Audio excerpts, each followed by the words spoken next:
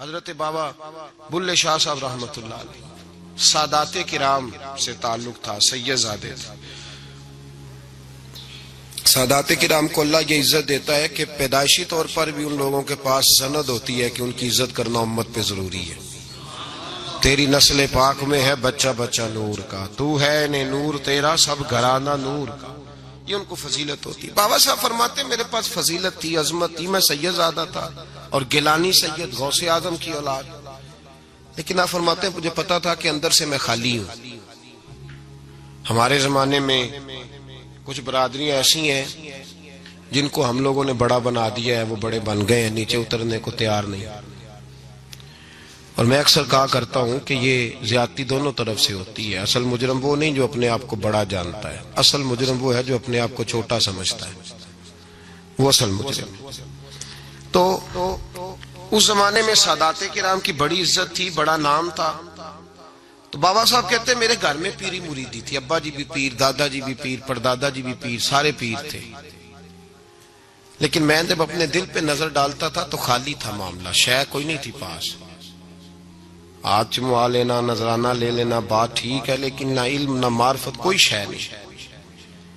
اب فرماتے ہیں میں نے جب پلٹ کے دیکھا نا، پورے علاقے پہ نظر ڈالی تو ایک درویش بابا، ایک سادہ بابا سائیں عنایت قادری، جس کی کوئی بڑا نام نہیں، کوئی بڑی برادری نہیں، اور کام اس کا کیا ہے، رمبا لے لیتا اور سارا دن کھیتوں میں محنت کرتا، لیکن جب مغرب ہوتی تو اس بابے کی مجلس سجتی، اور کہتے ہیں جب ایک دفعہ وہ اللہ کہتا تو اس کی تھاری داڑھی آنسوؤں سے بھر جاتی، اور جب عشاء کے بعد وہ حضور پہ درود پڑھنا شروع کرتا تو لگتا یہ کہ یہ سادہ نہیں پڑھ رہا، یہ مصطفیٰ کی زیارت کر کے درود پڑھ رہا۔ فرماتے ہیں میری ساری برادری کو پتا تھا کہ اس کے پاس معرفت ہے، لیکن مسئلہ یہ ہے کہ ہم سید ہیں، وہ رائی ہیں، اب وہاں جائیں بت توڑیں کیسے، ٹوٹتا ہی نہیں، بہت بڑی مصیبت ہے، کیسے ٹوٹے گا؟ لوگ کہیں گے تو مولوی کے پاس جاتا ہے، تو یہ ہو گیا ہے ساری زندگی گناہ کرتے رہو، ظلم کرتے رہو، ہمیں تانے کا ڈر نہیں۔ درویش کے پاس جائیں تو لگتا ہے کوئی تانا دے گا کہ کدھر چلا گیا، کدھر چلا گیا۔ جے کر یار دے نام دا ملے مینا، انہوں چولی پا لئے پنجے سٹیے نا، تو یہ کر نار دے نام دی ملے سولی، چوٹا چوٹ لئے پشانٹیے نا۔ بابا صاحب کہتے ہیں میں روز اپنے آپ سے جنگ کرتا کہ جاؤں کہ نہ جاؤں۔ 2 4 5 لوگوں سے میں نے مشورہ کیا تو کہنے لگے تو سیدوں کو بدنام کرے گا، اب تو سادات کو بدنام کرے گا کہ سید ہو کے کسی کے دروازے پہ جاتا ہے۔ بابا صاحب کہتے ہیں ایک دن لڑتے لڑتے میں تھک ہی گیا، میں چلا ہی گیا، میں نے کہا نہیں، اندر کا بت توڑوں گا تو بات بنے گی۔ کہتے قصور کا میں رہنے والا تھا، اور مجھے سمجھانے کے لیے اچ شریف سے جہاں کہ آپ رہنے والے تھے، جو پچھلا علاقہ تھا، وہاں سے بڑے بزرگ بلائے گئے کہ بلے شاہ کو سمجھاؤ۔ کہتے ہیں وہ بابا جی جب آئے تو میں پہچان گیا برادری کے، قبیلے کے، علاقے کے بڑے۔ میں جب ان کے قریب گیا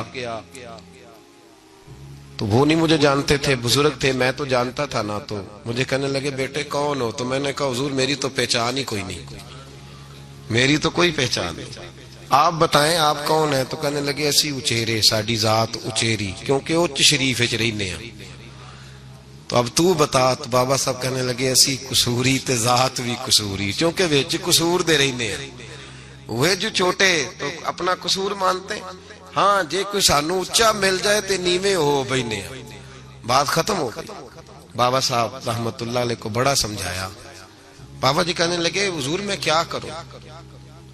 میں جب اس درویش کے پاس جاتا ہوں تو مجھے رب یاد آتا ہے، جب میں اس کے پاس جاتا ہوں تو میرے من کی میل کچیل دھو ڈالتا ہے، اور میں اس کی مجلس میں بیٹھا ہوتا ہوں تو لگتا ہے کہ مدینے والا رسول بھی مجھے مسکرا کے دیکھ رہا ہے۔ میری مجبوری ہے، میرے وہ جو اندر کے باطن کے میل ہے نا، اس نے دھو ڈالے، اور کہا حضور آپ تو کہتے ہیں اس کے پاس نہ جاؤ، میرا تن تو گھر میں ہوتا ہے، میرا من اسی کے پاس رہتا ہے، میں اسی کے ساتھ رہتا ہوں، اسی کے پاس بیٹھتا ہوں، اسی کے پاس ہوتا ہوں، اور میری کشش اتنی سخت ہے کہ اب میرا گزارا نہیں، اب اسی کے ساتھ جیڑا بلے نو سید آکھے انہوں دوزخ ملنے سزائیں۔ اب اس کی تشریح بڑے بڑے لوگوں نے اپنے اپنے رنگ میں کی ہے، کچھ نے کہا بابا جی نے بد دعا دی ہے، یہ بد دعا ہے، اگر کہا تو الجھ جاؤ گے، لیکن ہیں بھی وہ سید، جھوٹ بھی نہیں. کچھ کہتے ہیں بد دعا دی ہے، اور کچھ کہتے ہیں انہوں نے اعلان کیا ہے کہ میں اللہ کا ولی ہوں. اگر کسی نے یہ لفظ کہا تو وہ یاد رکھے، وہ جڑا بلے نو سید آکھے انہوں دوزخ ملن سزائیں، تو جڑا بلے نو رائیں آکھے وہ جنت پینگا پائیں.